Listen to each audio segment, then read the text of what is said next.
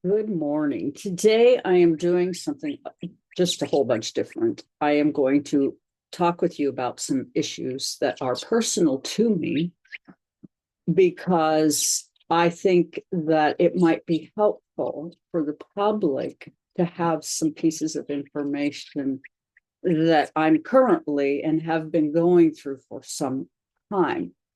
And I think that right now, because of the stress we are under in our society and system, and not to mention several other factors that are complex, I think it's time to talk about why I'm not as present on Facebook and TikTok as a lot of people.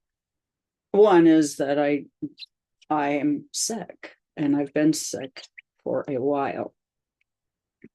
I really got notably sick in 2018, and by the time 2020 came along, I had gotten to the point I got put in hospice, and then within a short period of time I had slipped out of my body. And the issue that I'm bringing to you today is that a lot of what happened to me, the doctors didn't understand at all and just didn't get a hook on it at all.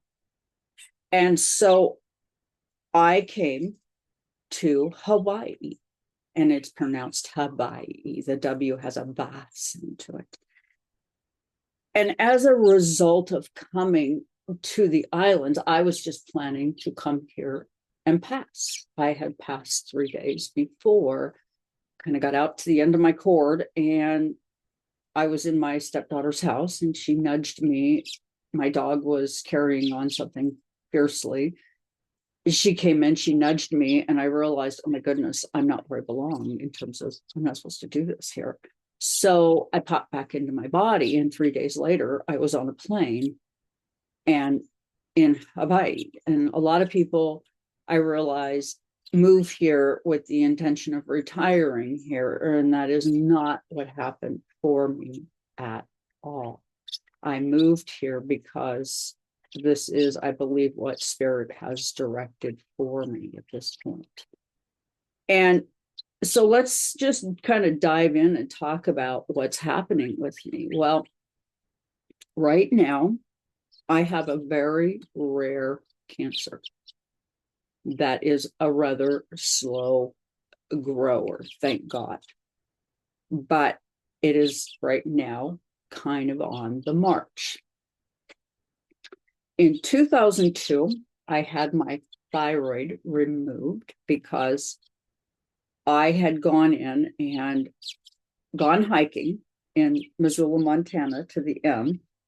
And while hiking, my heart rate got up to something like 185, and it was not controllable. And it was decided that I needed to go to the hospital, which I did. And there they took my blood, obviously, and learned that I was in a thyroid storm. A decision was made one way and another that I needed to be ablated, which is basically a type of iodine that causes the thyroid to distinguish itself, or to extinguish itself, excuse me. And so I was rather hesitant to do this, but I was so hyperthyroid and so not. I'm sorry about my dog. He's a puppy, and he's kind of learning to not. I'm going to give him his bone. But the thyroid level that they found that I had, and the ultrasound that they did, they realized that I was so hyperthyroid that they decided I had one of the most diseased thyroids they'd ever seen. And after this ablation, it wasn't long, and I had developed on my right side a lump that started growing quite rapidly. That was basically a tumor that was hyperplastic now.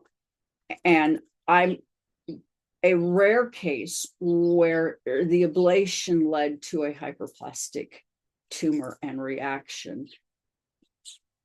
I then had to be re-ablated, and 2 weeks afterwards, they did a surgery on me and removed the complex. In 2018, what was clear was I was making thyroid. It wasn't clear why, and the medical care that I received was so highly inadequate. No one ever really realized that this was cancer. And so by the time I came here, it was because of some dreams, because of some things that I had experienced in a paranormal environment and me working on medical astrology. I was able to start getting into what it is that might be going on in my own body. And so I had a dream and a download. And this is a very specific subject because my guide here is a deceased person that was in my life for most of my life and died just after I arrived here in Hawaii. And he had come to me in this dream just about that same amount of time and said, you need this test, this test, this test. So I take the risk. I go to my doctor. I tell my doctor what tests I've been guided to receive. My doctor does the test, and I'm in the death zone. My thyroid levels are crazy nuts. So obviously my doctor brings my thyroid medicine way down in a rapid form, which is dangerous. And we get things as we can under control. So basically, it's a situation where now I have gone in and I get thermoscans because people with thyroid should be very careful about what radiation they receive for any reason. I went in and got a thermoscan here recently, and I get them about once a year so that they can follow where the heat markers are in my body and how things are progressing or not. And basically, they can see that my body is essentially has what is the workings of a thyroid, and I am now making T3. One of the not so good pieces of this is additionally with this type of cancer, you also develop cysts on your jaw.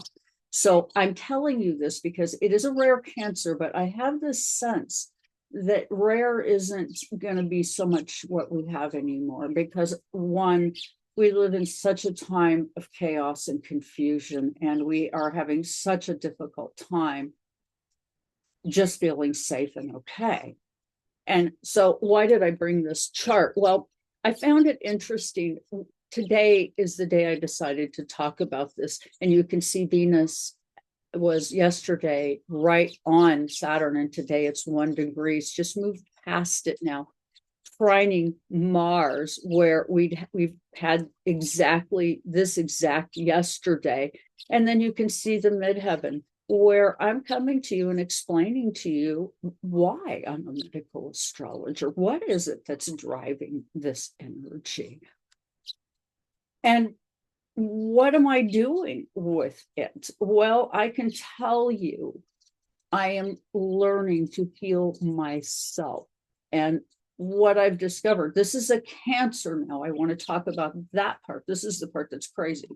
It's a cancer 1 in 8 billion people get. It's exceedingly rare. And again, as I said, it grows slowly. Now, when they gave me the radioactive iodine is when it switched over and did the hyperplastic. And then they got the tumor out. But what happened additionally is they left right here a node in. And at the time, the node was 1.8 centimeters. And I came out of anesthesia, barely out of anesthesia, and I was cussing at the doctor or like a furious force, because I felt like intuitively the doctor left something in me, and he left me to have trouble in the future. And of course, he told me I was crazy. That wasn't true. And it's always the same thing. They come out of surgery and they tell you how great the surgery went and how great they are, and all the things that happen. And I'm just here to tell you that we need to be more discriminating in all different kinds of ways. And the huge takeaway in this conversation, and what I really am going to say to you, is that we need to learn to assert ourselves and demand that our doctors listen to us. I got to give this little guy his bone. He's like a child. He drops his stuff on the floor so that I'll come pick it up. But learning to assert ourselves with our physicians and get our needs met. And I think it's something that hasn't been highly respected in our medical system. But I think that there is a different energy coming, and I want to say what I think is coming. I think that in my case, where my doctor and I have learned to walk in lockstep with each other. I go to the doctor, I tell the doctor what my guides are saying, my doctor checks into it. If it pans out, which it always does, I'm just going to say, then she responds to it with testing and appropriate care. And really, you can't argue that anything about that except for, wow, the fact that we have that ability, that we do know our own bodies, and we know our own bodies in ways that are quite powerful. And how do I know this? Well, the sixth house is kind of what our chronic is, and our house of medicine, it's kind of cadent hidden. We don't really always see it, but it's managed by Venus. And you can see Venus over here in Pisces, where I'm coming out Mars and Leo, and I'm just telling you what it is that I'm going through. I'm just going to talk about what it is. And like I said before, why? Because, well, this is our social system. I'm talking about something that's been hidden, dark, and hard for doctors to understand. I was told there's no way. What you have is what you have, and you can see right here in the midheaven, okay? And that's going to be managed over here by Saturn. And this complex here, being told there's no way that you have this kind of cancer with 1 in 8 billion people. And then 1, 2, 10 symptoms. Finally, they say, oh my God, you have this cancer. It's follicular thyroid cancer.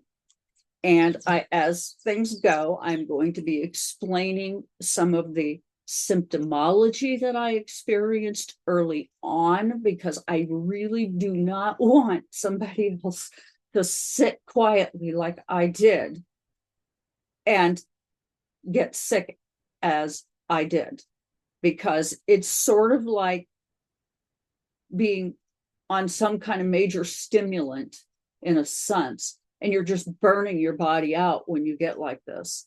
And there is nowhere to go with it. And I can just tell you that my marriage just went through hell over it, because, neither one of us understood. And when you have a cancer that's 1 in 8 billion, who understands it? Really, who understands it? What doctor out there gets it?